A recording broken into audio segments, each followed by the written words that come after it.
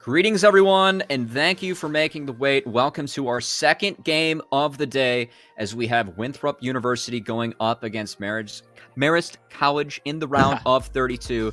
If you caught the first game of the day, you would have seen Harrisburg starting the tournament off with quite the statement victory as they took 2 sub-20-minute wins going up against Goucher College. You also might have noticed that we rotated our desk as already. Woo-hoo. So introducing our second guest of the day and for the second series, we're honored to be joined by Maryville. Good thing I did my tongue twisters this morning. The team manager of Winthrop University, who is going to do her best to stay as unbiased as possible, but also really excited to get the insights for both teams and the programs that we have today. And Emery, how are you feeling and how is Winthrop feeling going into this match today? So I think we're feeling pretty good. The guys, are really competitive. So even though it's just the first round of the 32, they did prep a good amount for it, and they are going to be playing it completely seriously, of course. So they're prepared to play their absolute best, and they are just excited to start the collegiate championship. That's great to hear, and really excited to lean on your expertise, not only with your own team, but also being a team manager and kind of all the experience that you have and a different angle that we get to have on the desk. So really excited to have that for this series today. Emery, as you're going to be gracing us with all of your expertise. But Dylan, I'd actually like to start off with you as we dive into both of these teams and programs and how they got here. And we're actually going to start off with Marist College, that they come in, a program founded in 2017. Dylan, tell me more about this team and how they qualified for CLOL. Yeah, Marist is actually a really interesting school to look at. As you said, they were founded, 3-4 years ago in 2017. They're not a varsity supported program, so it's pretty much just a student run club. And they actually boast an undefeated CLOL season, right? These guys have absolutely just dominated in I think they're in the Metro Atlantic Conference, the MAAC. And they just have dominated all the competition that they faced. And one criticism that I've seen levied against them is the fact that maybe their competition isn't the greatest, but you can only beat what's in front of you, right? Like, you can't really control what teams you face up against if you are Marist. And the fact that they just took care of business against every team that they played against. And it's really exciting to see, because I think that this is one of the teams that has a good chance at actually, maybe they don't upset the whole series, but I think like a game win, if they have a good meta read and Winthrop has a bad performance, like that's definitely in the cards today. Yeah, and Marist College overall, I love the fact that you pointed out you can only beat what's in front of you. And that is all they've done to get to this point, going undefeated in their partner conference this series, but have quite the test going up against Winthrop University. And Emery, I kind of want to lean on your very unique expertise on the desk when it comes to talking about this team. Winthrop, tell us, how did your team qualify for CLOL? What was the path like to get here? Yeah, so we got first in our South Conference. We actually went completely undefeated in the playoffs. We didn't drop a single game. So it's a pretty dominating performance in the South. But the guys, they really, really worked hard. They were doing school. We were doing scrims almost every single day.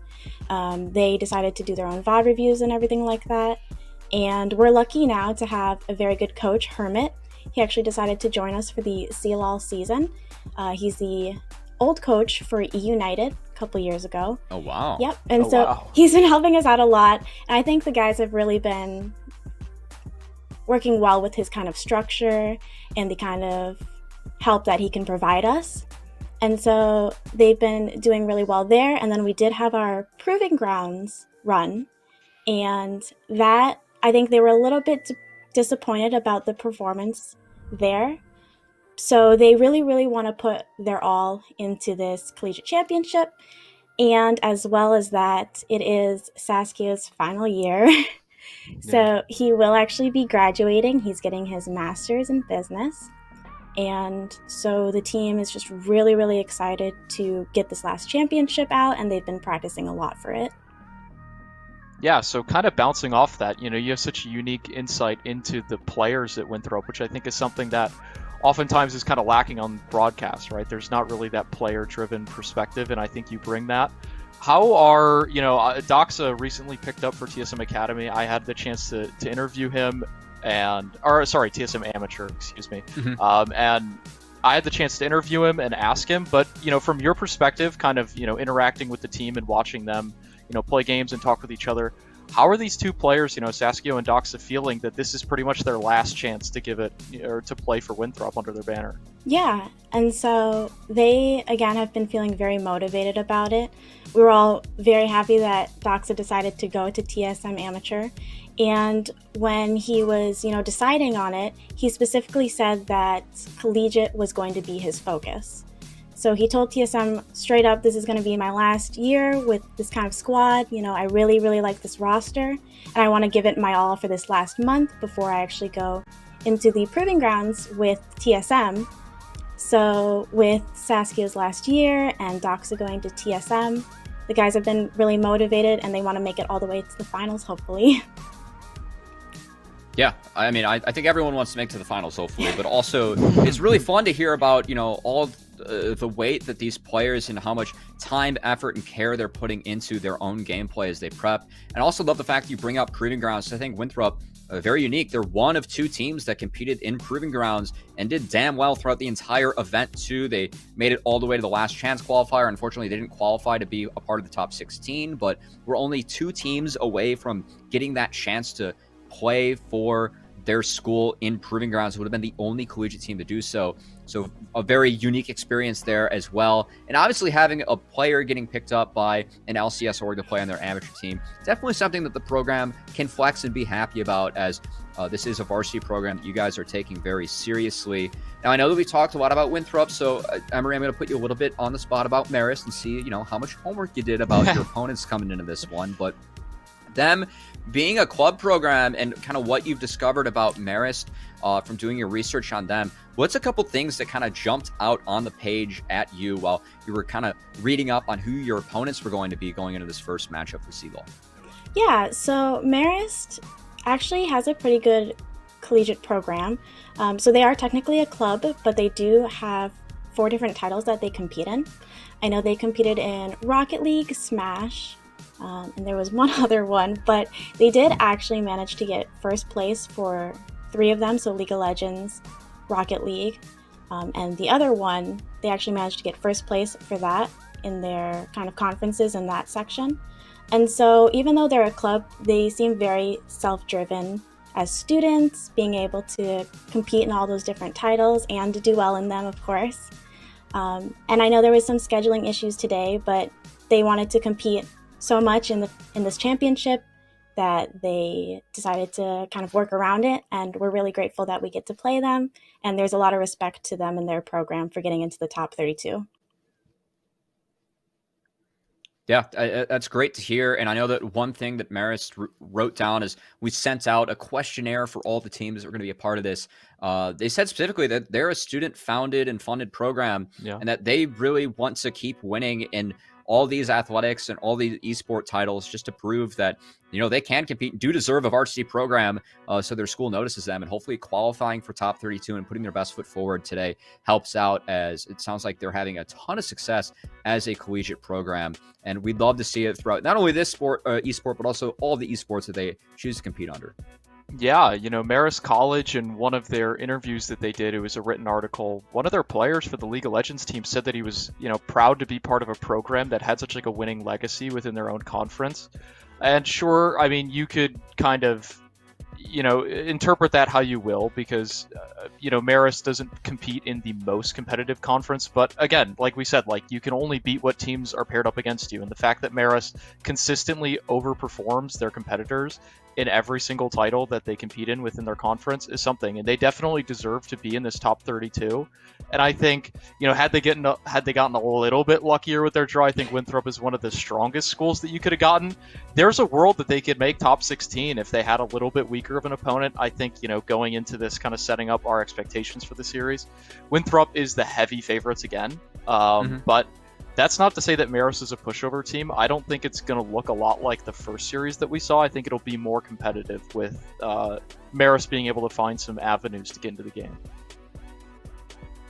Yeah, and that's something that we're going to have to look for as we are about to dive into the game. Before we throw over to the casters, though, I do want to get last thoughts from Emery and from Dylan here. Emery, I'm going to start with you. last thought. I know it's your team that's performing, but what do you think going into this series? I think it'll be a good series. I mean, the team again is taking this super seriously. We saw the previous game, but I know Marist is a very good team. So with all the prep and everything, I think it'll be a really good match to watch. Yeah, and bouncing off that, I just hope we get a competitive and entertaining series. Like, I think there's so many interesting champions and stuff that you can pick in this meta that I want to see Marist kind of shake things up, come at the draft with their own flavor, their own pizzazz, and really catch Winthrop off guard, because I think that's their best chance of, scoring a game in this series. All right, well, thank you so much for your thoughts and input, both of my wonderful analysts here on the desk. But it's that time where we get to throw it over to the casters. Bringing you today's action is going to be the LPL caster himself, Mazel, paired up with the collegiate expert, Rebel Fox. They're going to be the ones taking you through the storylines that will be written in this game as we have Winthrop University going up against Marist College. Gentlemen, take it away. Well. Thank you so very much, Des. Thank you, Cubby, for throwing it to us. But I have to say, I'm joined by a wild fox here on the desk, so I don't know how that's going to go. You have to bear with me while I wrangle him a little bit. But no, it's going to be a great time. We are here for the Marist College Winthrop University matchup. Rebel, I could not be more excited. I couldn't either. Not only the prospect of getting to watch a fantastic series between Winthrop and Marist, but also just the thought of getting wrangled by you. It's pretty nice. we make a great pair, my man. There's not a lot of people I would rather have do that. So. True that. It's going to be a fun one, no doubt. You got to stick with us. But I have to say, I loved a lot of the points we were talking about on the desk, at least. Emery brought up the fact that, this team is all serious, right? This is it. This is their final chance to really come in as a team, claim that crown if they can make it to that final great game, and start off on the right foot here, right? This is all do or die throughout the entirety of the League of Legends College Championship. And so I really want to see Winthrop come out swinging. I want to see what Marist College got.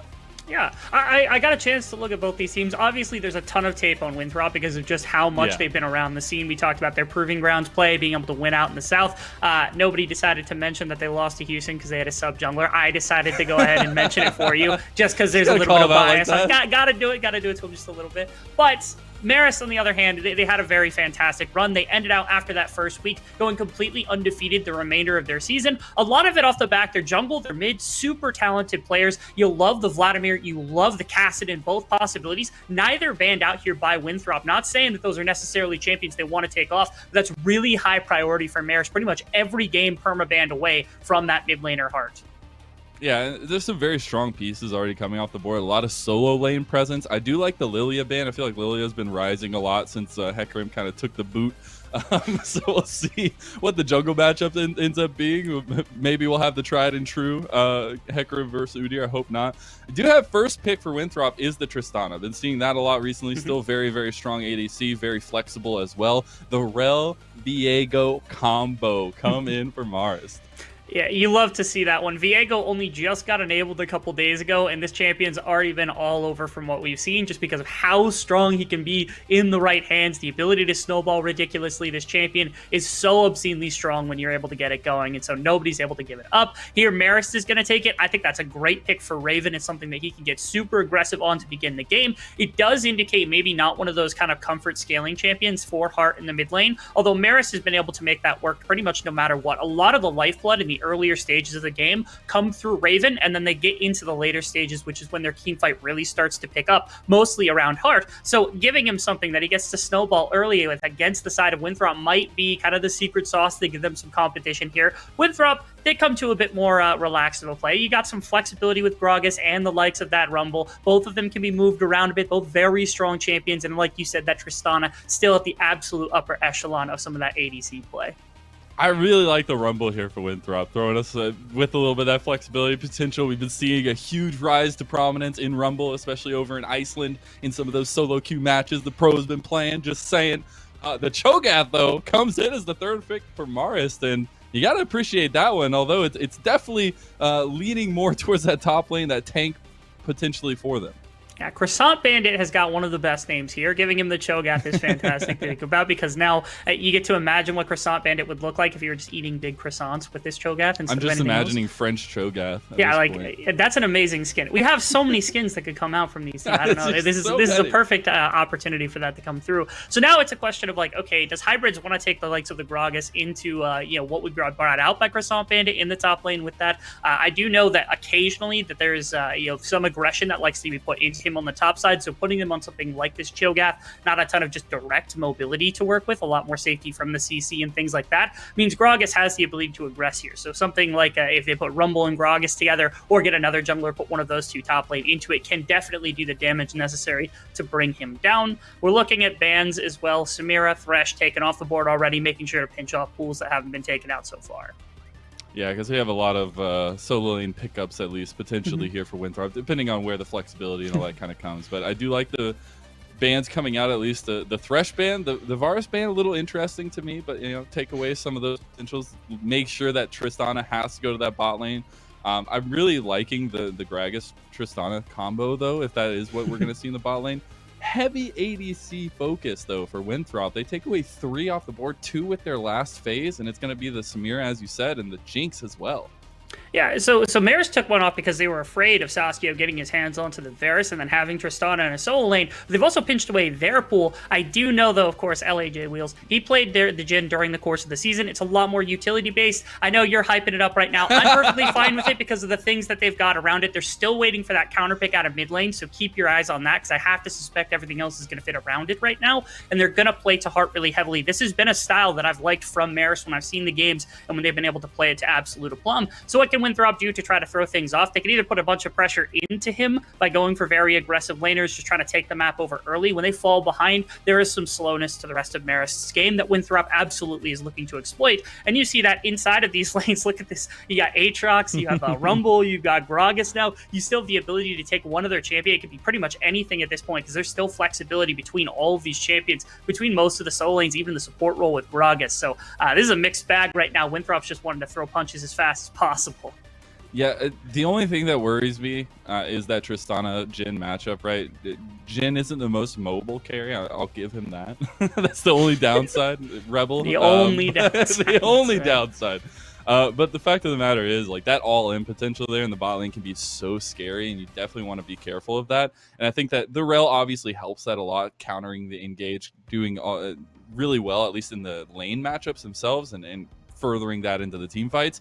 These last couple picks, though, Rebel, we had the Ryze picked up for Winthrop. Very strong, starting to be that carry potential again that Ryze has always been known for. But the Annie comes through for Marist.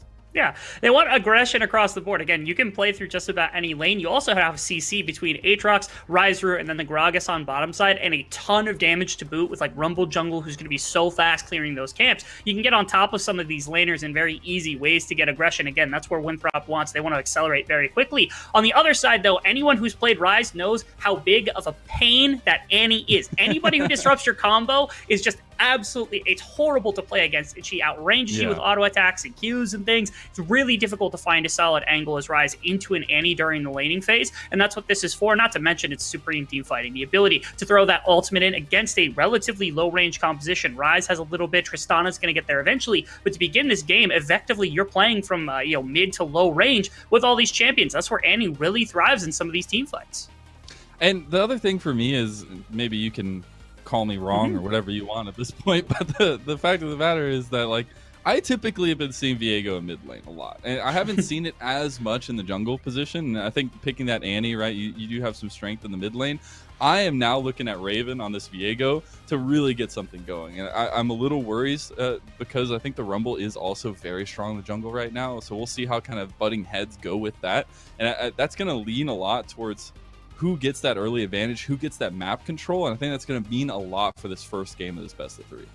Yeah, one thing about Winthrop is that Frost Force loves to play into lanes, which is really indicative here because all this damage that Rumble can bring and the control that he's got inside of the jungle matchup specifically here can be really, really painful for the side of Marist. And now they're putting a lot of eggs into Raven basket because, like, Annie will do good damage, not fantastic damage. You've got okay damage out of, like, Cho'Gath. Jhin isn't the highest damage carry that you could go for. It's typically more for the utility and such. This is really heavily based around Raven. They're trying to move around this Viego very, very quickly. They're putting a lot of faith into their jungler, and maybe it's comfort for out of Marist. You have to think they've been playing it most of the season, and this is a team that plays a lot. All of them enjoy this. They mostly play this game specifically to play as a team and to be able to play together, and that's what you've got designed right now. Is like they're coming out with a very fun composition to be able to play around, try to hyper scale this Viego as fast as possible. If it works, it's going to work really, really well because of how much CC they've got. But it's completely contingent on how well Raven does in the early game. So Winthrop, you might actually have to bend your strategy a little bit, only because now it might have to be lanes playing for Frost Force a bit more to make sure Viego has a little bit of pressure put onto him early. And I think that the Aatrox is also going to be a little bit of a hidden factor there for Winthrop. I think it can be really strong. I want to see how that matchup goes against the Cho'Gath and see if maybe you can get a lead up there for hybrids and use that pressure elsewhere, as you said, kind of helping out Frost Force if you can, trying to get that synergy going early on, because that's going to be so important for this. But the question for me is, Frost Force, as you said, liking to play the lanes, you have some very good lanes to play towards. It's just about that execution and making sure you're getting the right pathing down at the right times, because Saskia on the Tristana is obviously going to be a carry menace, right? Like, you've got to worry about Tristana all in. You've got to worry about Tristana getting ahead. But if you get Ryze a little bit of gold early as well, still just snowballs the entire game. So I'm really wondering where Winthrop's ideas are going to be early on, especially. If you're asking, at least if I'm taking a look at this from like 5,000 feet or something, just over top, honestly, I think I'd like to put pressure on bot side to get Saskia a bit of gold, but not enough to just straight carry immediately. It's more so to break Kenji out of lane so they can start moving this Gragas about the map, where you now have two sources of CC from any given lane, plus the damage that comes out of the Rumble. That right there would be an amazing way for this early game to go heavily in favor of Winthrop. That Tristana's already going to be fine. It's not super easy for Rel and Jhin to try to catch her out with that W with flash up, especially. And if you throw cleanse into that, it also goes well. So there's so many defensive tools for Saskia. I have to think that Winthrop could try to break out Kenji and affect the map the way that they want to, again, to put a lot of pressure onto this kind of mid and later focused team from the side of Marist. And the other, I guess, more in-depth dive is, like, how do you get under Raven's skin? How do you try and get that Viego set off? Because you don't want Viego, we've already seen many games today, but as well as just many games in general, as Viego just takes over the map. And as the jungle position, you can do that pretty well, especially around the control and the objectives. So, like, how do Winthrop kind of attack that? Do you let it kind of sit and let the reactions come through? Or how do you approach that jungle matchup?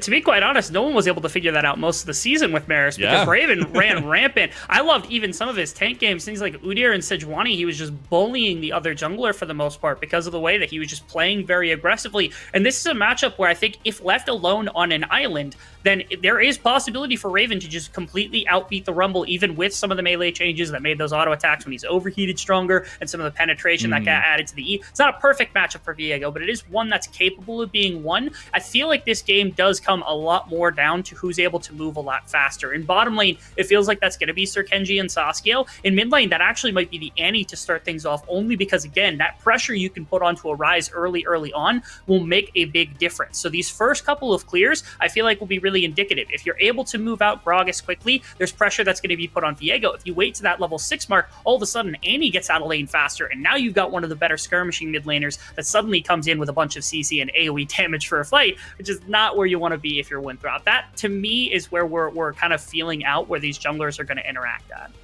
I have to say, I'm looking for the TSM Academy or amateur Doxa diff in this game, especially. Hit that level 6, use that realm warp, get some team plays going. I would love to see kind of that kickoff once we do hit that level 6. As you said, can't really let Annie just have full control, have full movement. I want to see kind of preemptive plays come out from Winthrop, because I think that's where they're going to have more success.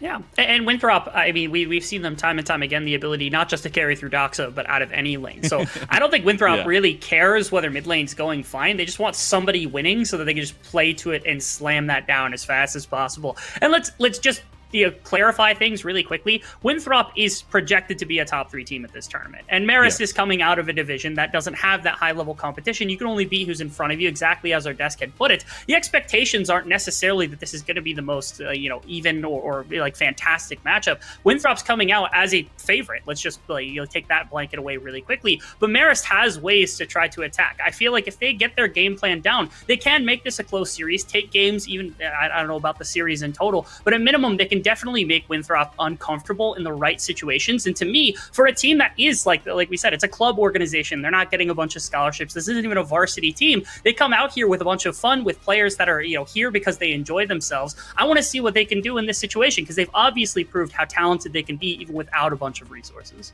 Yeah, and they've got Viego. That's all. And Viego, yeah, Viego's a problem. But no, in all actuality, I think in College League of Legends, right, that's so important. Like, even though you're saying like they're having fun and that kind of stuff, that could sometimes empower teams, right? You just have fun, you're enjoying it, you just enjoy League of Legends, and you can use that to your advantage. Where, on the other side, we've already heard 1,000 times, Winthrop taking this very seriously. They want to make it to the top. They don't want anything to stop them. They want to burst through those blockades, and I really want to see how this first game levels out and how we kind of lead into the best of 3 that we're going to be having as we do hit the Rift for the first time of this matchup. Winthrop University versus Marist College. I can tell you who's not going to have fun this game. I'll say it once and I'll say it 1,000 times that Rise and Annie is not a fun matchup to play. So Dox is not going to be having fun, at least to begin the game with. Just taking a look through, I almost expected Hart to go for Predator just because I thought it would help him move into the river a lot faster, but instead goes for the Electrocute just to put some extra damage and try to put that pressure up into Doxa to start with. Again, this is a champion that does pretty well with the range advantage, with the stun and the combo break, and with all the burst that can come out to just make sure that Rise's life is a little bit miserable. It's difficult for Rise to access a bunch of trade and access a bunch of damage into the Annie to start with. Even now, especially with that shield and the move speed, there's a lot more counterplay within this matchup for Annie specifically as well. So that is a good one. Again, this mid-jungle duo is who I have my eyes on for the most part, and we've already talked about how important this Viego is. So if we look at side lanes now, you talked about how Aatrox can bully. Croissant Bandit's been pretty decent rock over the course of the season, and their bottom lane has obviously taken a bit more of a passive role with the Jhin and the Rel to be a bit more engaging, a bit more rangy. This is a problem. Oh no. Yes, not no. Jhin! No! It can't happen! He's going to get out, though. He's going to flash over the wall, so very nicely done to get away from that early engagement. It kind of hurts to face check that bush. You're definitely going to be missing that flash later on, but at least Marist do not give away that early kill, although I might have spoke a little too soon. Yeah. Okay, Scouts gets out. Yeah, a little bit too much there. We already talked about how easy it is for Tristana and Gragas to move out of that lane, and now with this health advantage, there's almost no chance during the first 4 or 5 waves that the Jhin and the Rel are going to be able to do much to affect the river. So that does open up bottom side here for Frost Force to do quite a bit more with, and you see he's clearing down to that side of the map. I'm curious if they could try to break open top side, or if like Aatrox gets a really nice push for hybrids, maybe goes for a cheater or something, if they could try to force a double scuttle into Viego with just putting a lot of pressure into the river. Croissant Bandit, I love the fact that he's just burning abilities to make sure that this wave doesn't get out of hand, because again, if they get pressure on top side, they absolutely cannot move on bottom side. So you have to protect this top scuttle for Raven, because that's the only one he's capable of going to. Yeah, I do wonder. It's looking like a full clear, at least for Raven to start it off with, and I do think it could be interesting if he does go towards hybrids, try to get that early gank from the pressure that's being developed early, that pushing lane. Because I do think, right, you want to try to get some gold early on. If you can get Croissant Bandit a little bit of something in the top lane as we see the tradings going down, then it can help you, as we said, the opposite side, right? If Aatrox gets ahead, you have free pressure around the rest of the map. Same can be true for the Cho'Gath. It can. You do see full clears coming out from both junglers. Frost Force did skip Krugs to come down here to make sure that bot wave is going to get pushed in. I think they could be just going for an amazing play. They backed off pretty quickly. Oh no, they got pushed off the tower, and that's going to be first blood secured by Sasuke. Was going for a second, burned the exhaust from LAJ Wheels, but that is a huge pickup for Winthrop. Yeah, take a look at Dox's mana bar. He had nothing left because he just burnt everything into abilities to make sure he could make that move towards bottom side. And a nice 4-man attempt. Again, skipping of that Krugs means that they weren't quite ready for it. They expected a few more seconds until that Rumble would end up on bottom side. I will say they backed off really quickly, and if 2 scouts had burnt Flash really fast and just made sure to get out of that situation, they could have even walked away with both their lives, which would have cost a fair amount, as now Raven's on top side looking for hybrids. Hybrids, nice flash away from the Spectral Maul from Raven, though, is going to stop that gank. I said maybe we could see something happen top lane. They tried, but nothing comes of it. Yeah, I don't think they got Scuttle on top side either, which is even more painful. That, like, this is where they could have just taken away the top Scuttle, made sure they were able to defend something like that, then maybe look to force a play into top side with only the 2 champions. Raven's back really here, bad. Though. Nice body slam from Sir Kenji. Oh. That's a double kill for the Gragas. Go ahead and count them up, Rebels. The worst part about this, again, because Raven doesn't go for top scuttle, you feel like you have to grab something, otherwise you're falling really far behind where the Rumble's going to be at any given point, because he's already been deployed on the map, and so you're up here. But of course, the movement from Sir Kenji, I talked about it, the ability to move out, especially after those early games, especially because of the safety of Tristana, moves up the top side, gets that huge belly slam, and is able to CC them to get more kills into everywhere else on the map. That's monstrous here from the side of Winthrop and disastrous from the side of Marist. And when that started, at least, I was like, why is Raven still around? They're trying to get some trade damage on the hybrids, but it just bought time for the rest of Winthrop to come through. And we're going to get a look at that first blood that we saw a little bit earlier on as well. But I still think that Winthrop, we said it over and over again, they're here to play. They are not shying away from it. We are not. Yeah, keep your eyes on this one. Again, Doxa, you had burnt a lot of mana to get out of this one. They were able to find this. Again, Flash was there, but it's kind of difficult to figure out because of the nice Flash body slam that came out from the likes of Sir Kenji. So already flexing a little bit on this Gragas to make sure that he was able to secure first blood for his team after that camp got skipped. Really nice timing to be able to make aggression into that bottom side. And right now, I mean, Sir Kenji's making all the plays, and Raven in a little bit of trouble here. Just taking some flamethrower damage over the side of Frost Forest, but not going to go down. Still survives there with a little bit of help from 2 scouts.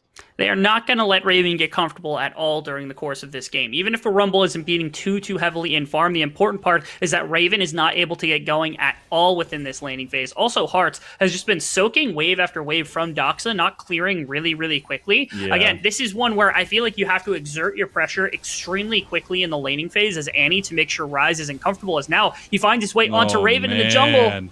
And look at Sir Kenji again with the body slam. He's too good. And Doxa spots it out with the ward over the wall there. And unfortunately, Raven had no idea that he was spotted out. And that's going to be 4 kills already, sub 7 minutes for Winthrop. Winthrop's just pushing in every single lane all the time, moving with every single character at all moments, and not letting anyone from Marist connect together in any of these fights whatsoever. This is the early game they needed. It's Marist that does really well when you get later on. This is the roam that you'll see. Doxa moved out of midway because Hart has to catch this, and they knew where he was. They had stopped the Gromp previously, knowing that Raven was going to be here. Doxa catches him kind of with his hand in the cookie jar. Unfortunately, Sir Kenji comes over the wall to get this CC. The whole time, they're also still picking up Dragon, and the midwave still hasn't been pushed out either. It feels like Marist is just trapped under their tier 1s right now. No ability to affect the map. Sir Kenji is playing out of his mind right now. Like, this Gragas is insane. You've seen movement to the top, got double kill. You've seen 2 plays towards his bot lane. The vision control, the gameplay control right now for Winthrop is insane. And they're just starting to stack up this lead. They have such strong scaling compositional pieces, but it doesn't matter when you get early game. You don't need to scale. You're just pumping out the damage already.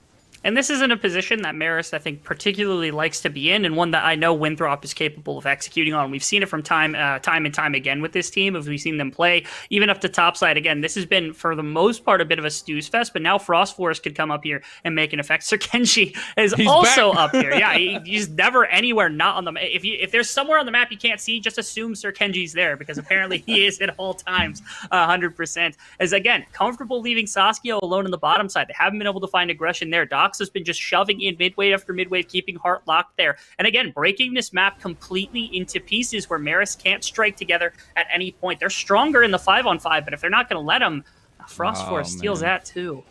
Yeah, that's a bit unfortunate. 2 scouts was coming there to give a little bit of support, but you still got 3 members here. Immediately, 2 scouts is forced to flash away from that, or Wood's going to get caught. Hart has found Doxa.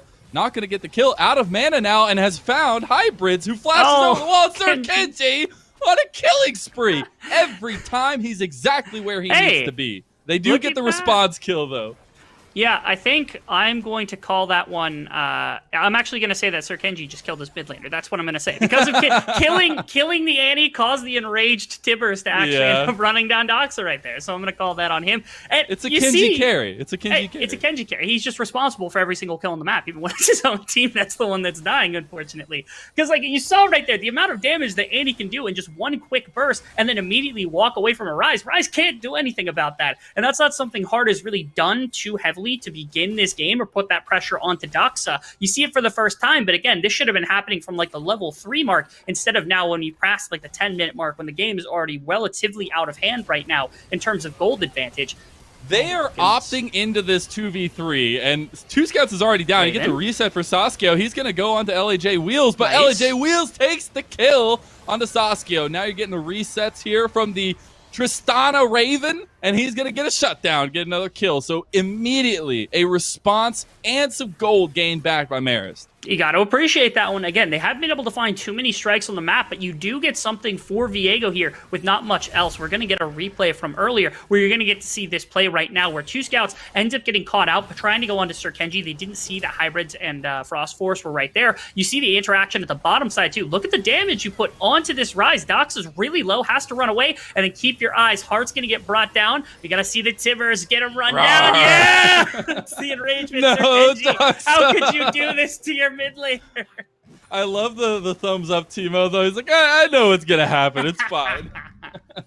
Oh, painful. There's not much to do about that. That's another Doxa diff, unfortunately. Another Doxa. Another Doxa diff. At this point, it's a Sir Kenji diff, but we'll see if Really we can get out of the great escape right now.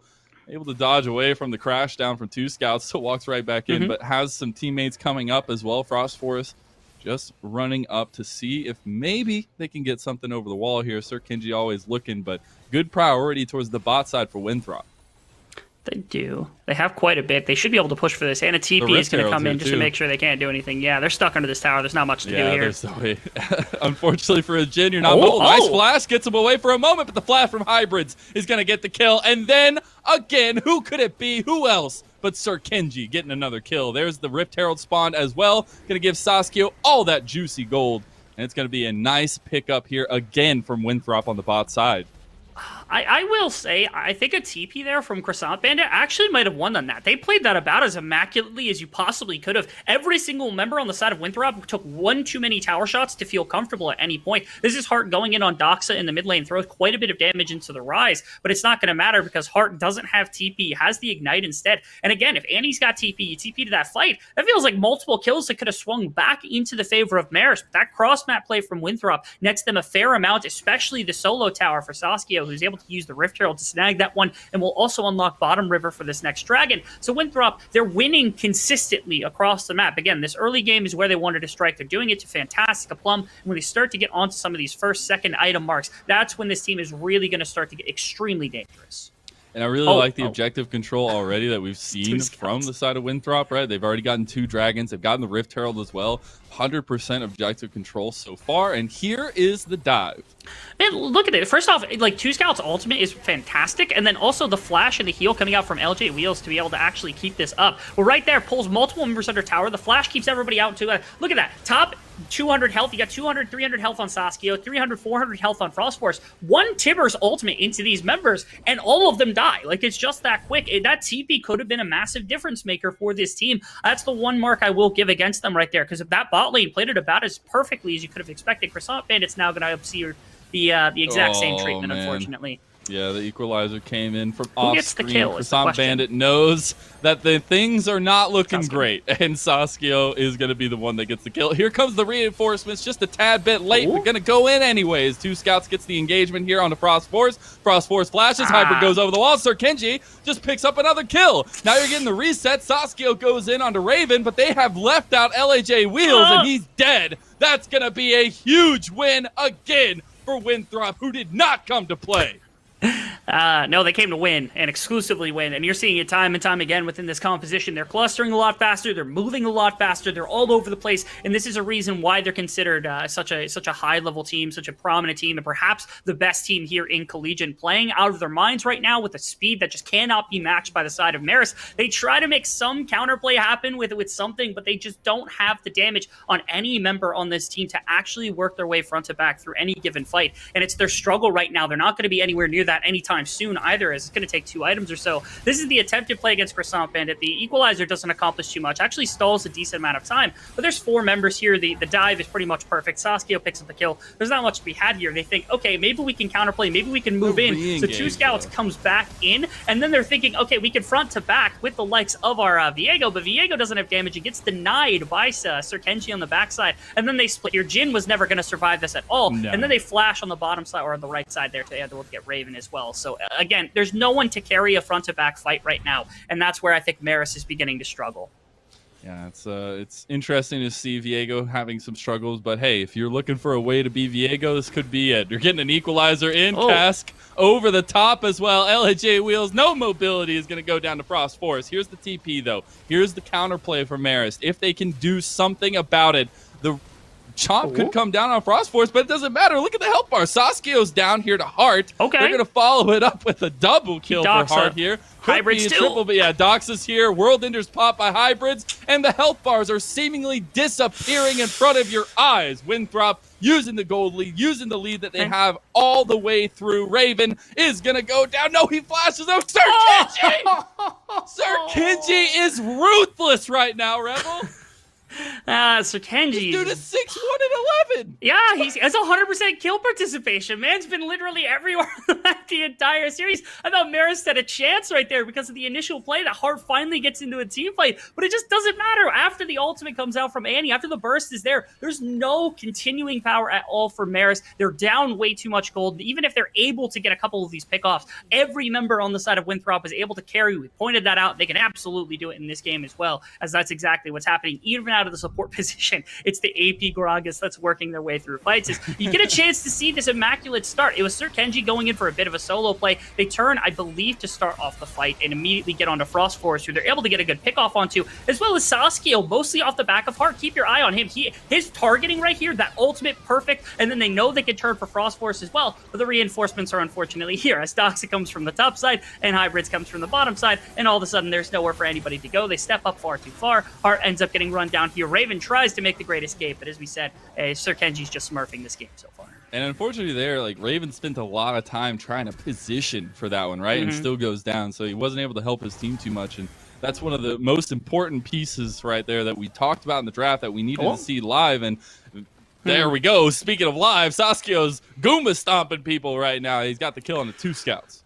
Yes, the gold difference alone is enough to claim that Winthrop just has complete control of this game. They're just pushing down towers to make sure that they can confirm the win. And it feels pretty bad because Marist has put up a couple of fights that looked pretty decent. But again, being down 13,000 gold at 16 minutes is not a place that you can pretty much come back from, barring a ton of mistakes. There are positives to think about for what would be the upcoming series and the remainder of the day. When you talk, this is a best of 3, so you have to win 2 games, and how well that Hart has actually played pretty well on this mid lane Annie. Maybe putting some more focus onto him. The side lanes weren't doing terribly. You got to find a way to stop this roaming and stop these cross map plays, because that's where Winthrop has really just been demolishing Marist this game.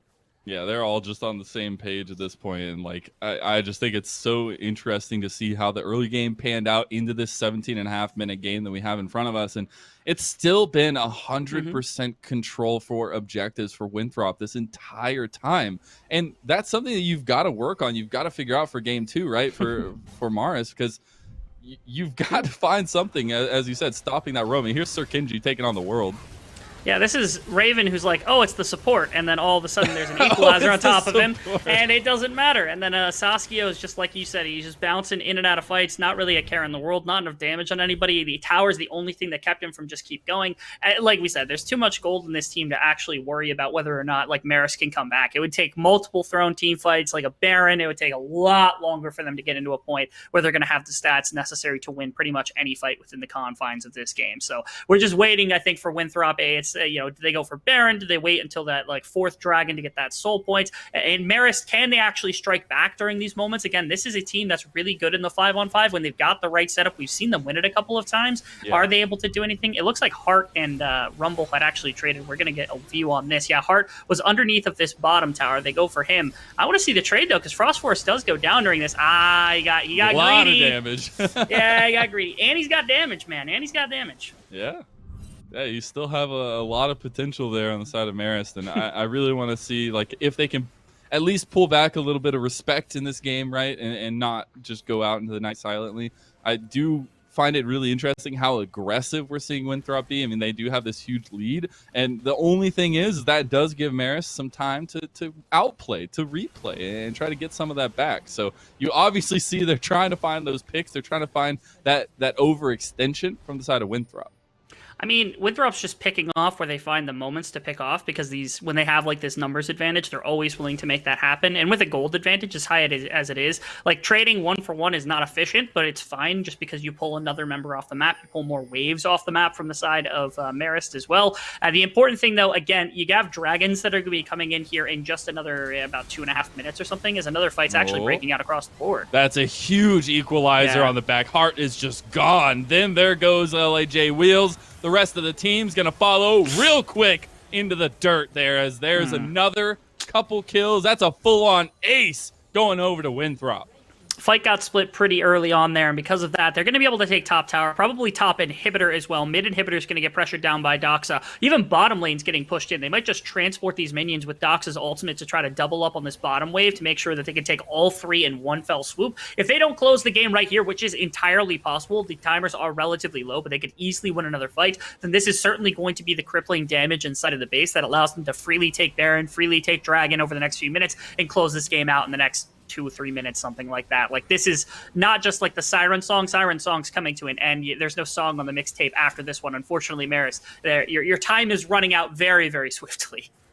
I mean, that's about a 20K gold lead right now. At 20 minutes. That is just, yeah. That's huge. You're looking for stats. There you go, Winthrop. You got all the stats you need for the rest of the competition. Yeah, it also gives a very, very clear indication of how you can actually win this game from Marist. Don't be down 20,000 gold. It's pretty good. It's a good start. Yeah, that big brain analysis coming through from Rebel Fox. That's why they pay me the big bucks. I need to get to wrangling here. I need to reel you in a little bit. You're getting too big brain for me. I guess. But at this point, right, you're going to look at a lot of control around the Baron. You still have about 1 minute and 20 seconds until the Dragon comes up. That will be the Dragon's soul for Winthrop if they want to take it. But they immediately start up the Baron.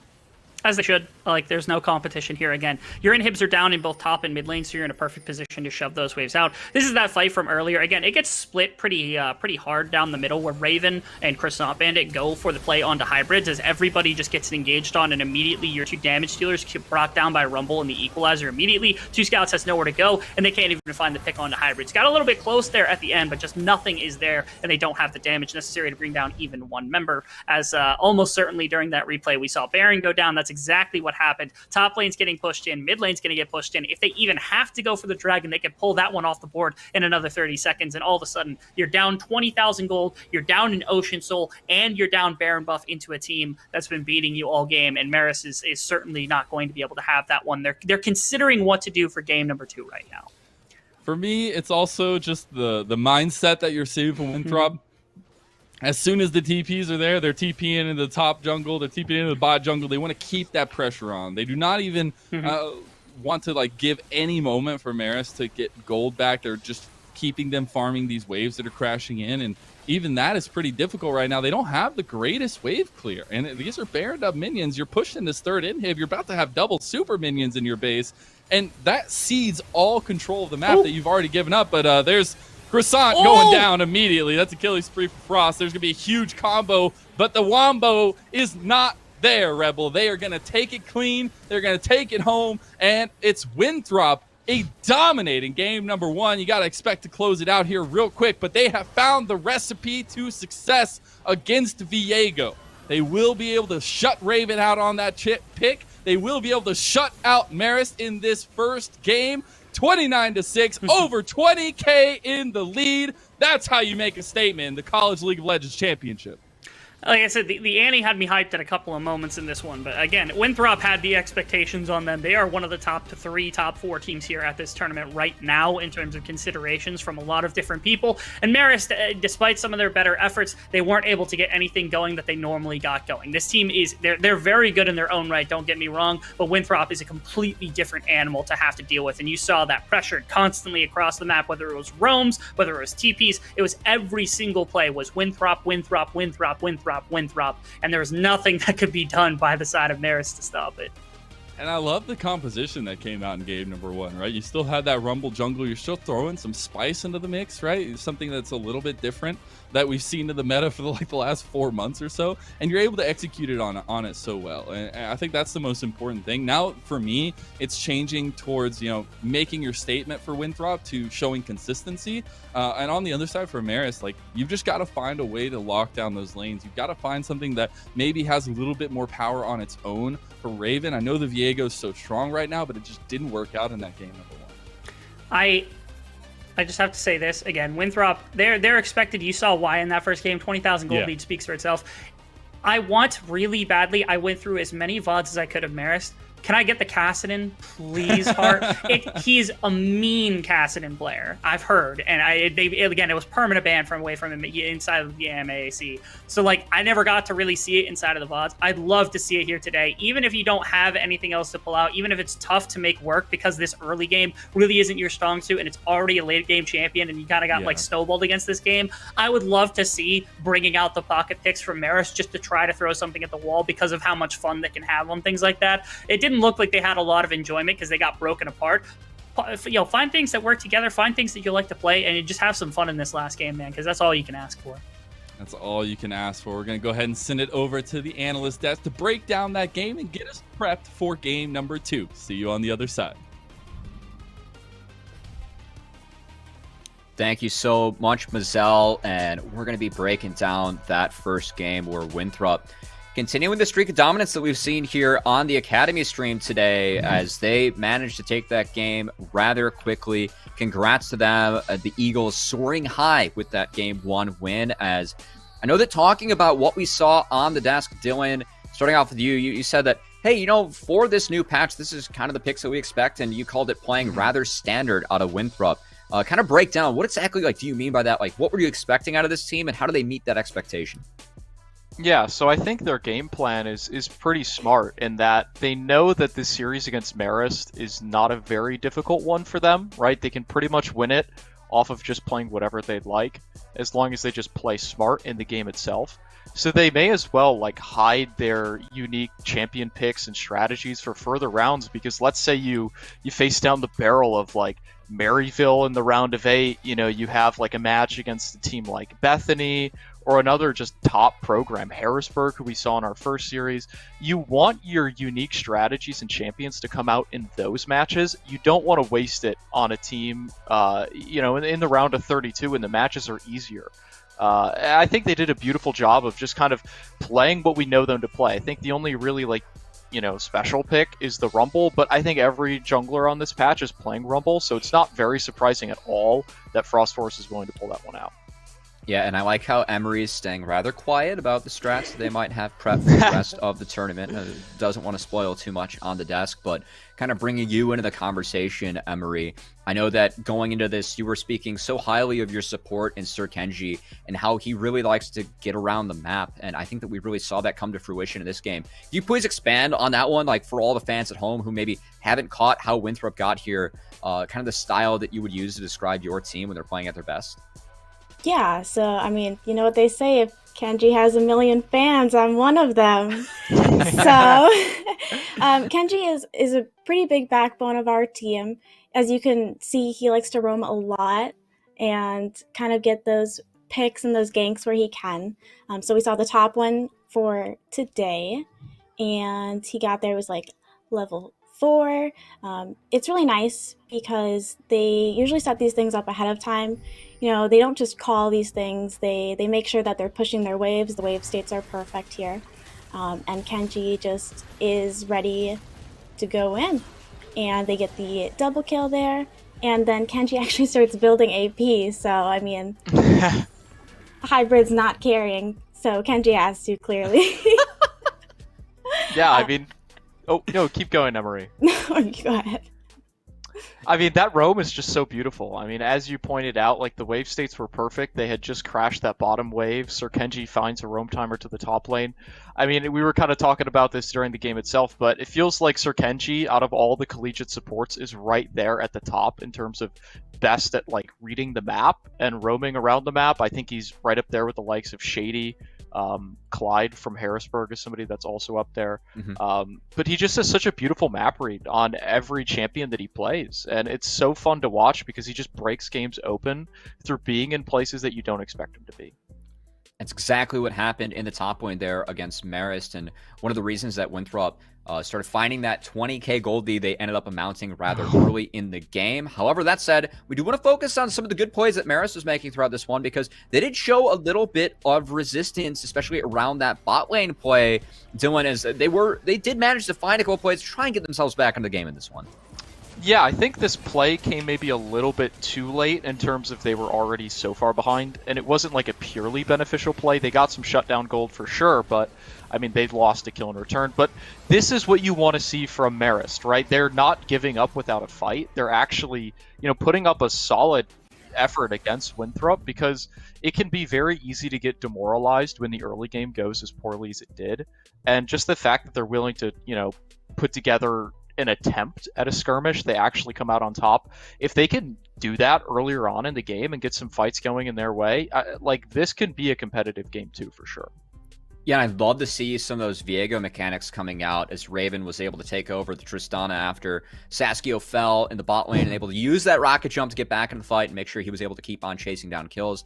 As we talked about, though, Marist not able to pull this win out, obviously, if you guys caught the game. And Winthrop, really from there, that was the only chance or only point of resistance that we really saw from them, as Winthrop ended up really taking over in this one, Dylan. Yeah, I mean, that was the one shining light for Marist. They had a couple other moments that were not too bad, but unfortunately, Winthrop, they're just so seasoned, they're so practiced. I mean, you could tell that this team is coordinated. This is the second stacked bot lane dive that they had, and the game is only like maybe 6 or 7 minutes in at this point. Champions are just ticking like level 6, level 7. And I just feel so bad for the bottom lane of Marist, because it's so difficult to respond to this. I mean, this is something we talked about with TJ on the last desk. When you're a school that's playing in one of these partner conferences, very rarely do you play against teams that are going to utilize strategies like this. So how do you actually prepare yourself against like a stacked bot wave dive with 4 people at 3.5 minutes, or like we saw there at like 8 minutes, when that's something you never see in your games that you get here, which is the hard part about this round of 32. It's a wake-up call for some of these teams. Yeah, and very difficult to deal with those bot lane dives. I love the fact that you bring up the partner conferences. It's great that Marist, they went undefeated. They deserve their spot in top 32. But when you get on that national stage compared to those partner conferences, the game gets upped. And when you're going up against Winthrop, a team that went so far in proving grounds in the amateur circuit, something that's really difficult to deal with for Marist, and they weren't able to overcome it in game 1. I know that we have one more replay. We're going to let that one run out as Winthrop continues to take the cake and continues to beat up on Marist. But I know while this replay runs, Emery, you actually were able to catch up with one of your team members, get a quote about that game win. Fill us in on how your team feels about taking that game 1.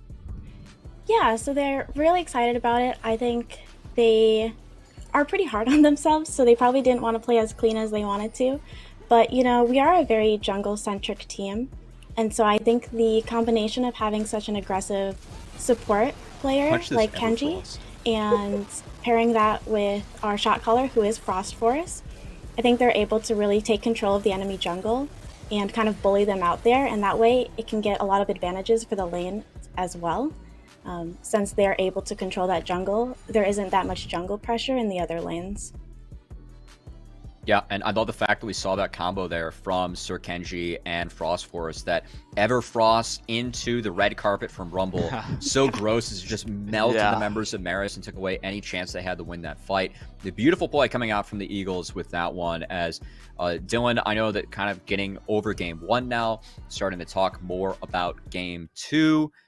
What do you think both of these teams can do, and especially focusing on Marist, who did drop the game, on what kind of changes you're expecting out of them?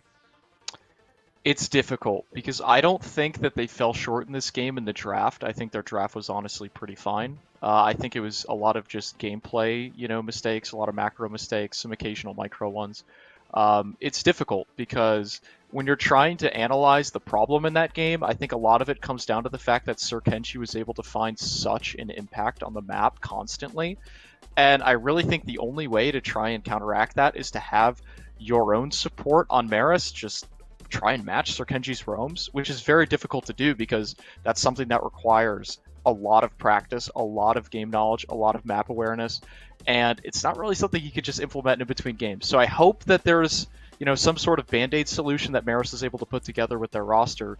But I don't know. I feel like if Game 2 goes the way that Game 1 did in the early game, where Sir Kenji's kind of unlocked to roam around the map, things are going to be very difficult for Marist again. Yeah, and it was a dominant performance coming out from Sir Kenji on the Gragas, a support that has the potential to make big plays, but, one that we don't always expect. Usually we're seeing the playmaking come out of the likes of the Rel or the Alistar or the Nautilus, but Sir Kenji making it happen on the Gragas says, I know that we have one more replay, and, Cubby, Mazel was referencing it on the cast, and Emery, I hate to do this to you and to your team, but we just have to push one more fun one through, as Marist was able to, get the best of Winthrop in some other aspects, as I hate to do this to you, Emery, but... Oh, no. Yeah, we got to show the Tibber skill. Like, come on. This was awesome, as Doxa ends up going down, and while this one runs out, we get to get a good laugh at how much work Tibbers can do in the game, Emery. Kind of diving back into like your program, and as we get to see, I just love how the thumbs up is the cherry on top. I mean, Doxa knows at this point, right? He's going down every time, man. Oh, it gets me every time. Great to see some of the personalities come out through the emotes. Love that Riot allowed those. And Emery, obviously, you get a front row seat to those personalities every day working with this team. You already brought us some great knowledge about how they feel going into Game 2. But for you, like, what were like some of the highlights, talking about this team as like throughout the season, not only like in game, but also out of game, because you guys have an arena, you have a space where everyone can kind of compete together, even though it is COVID world. What are some of the things that, for you kind of make your team feel really unique to be a part of? Yeah, so we have some pretty big personalities, and as you can see through the replay, that's exactly what we call the Doxa diff there.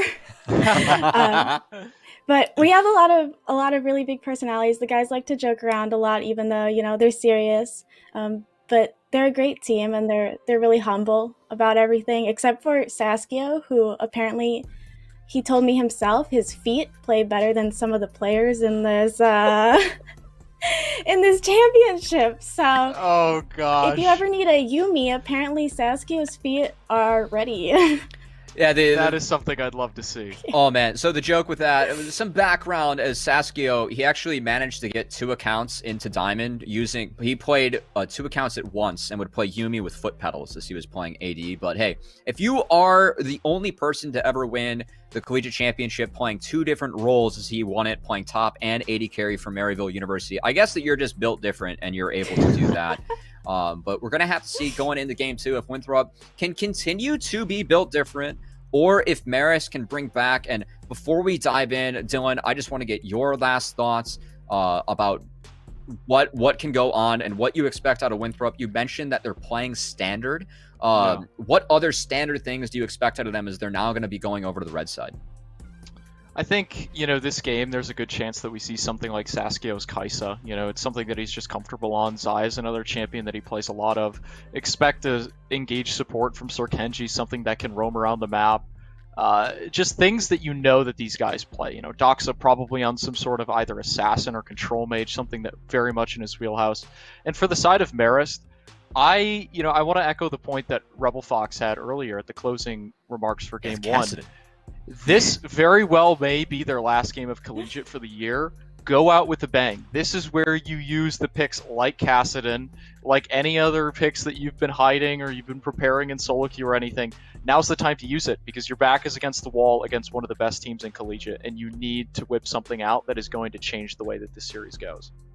Hey, I did tease the fact that Rebel Fox was our collegiate expert. That's why he's color casting the games, and glad that he could already bless us with some of that knowledge. I did not know that they had the pocket casting and prepare, but now that I've heard about it, definitely going to have to keep our eyes out for it, as I know that we're getting rather close to getting into the games and getting back to the casters.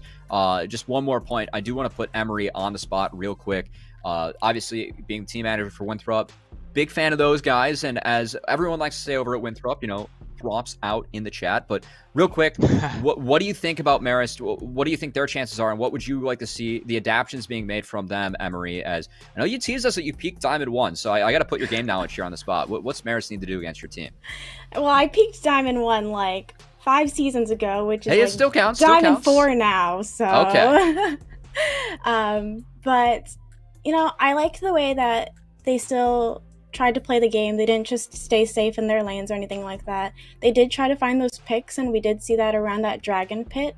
They did have the numbers advantage there, so they were able to get Sasuke and Kenji, and that kind of slowed the pace of the game down a little bit. So I think if they kind of look for some of those picks instead of getting thrown off by the team fights or the bot lane dives or anything like that, and making sure that they can always track Frost Force and Kenji, since those are kind of our bigger playmakers, then I think that they'll be able to have a pretty solid game, and some of those unique champions might surprise us. All right. Love to hear your thoughts, Emery, on the other team and the respect being paid between both teams going up against each other in the top 32 here. But it's that time, as we're going to have to see if Marist College can come back or if Winthrop can put those hopes to bed, as Mazel, Rebel, two wonderfully made beds in their background. Like to credit them with that as we get back to our casters and get back to the match going into game 2.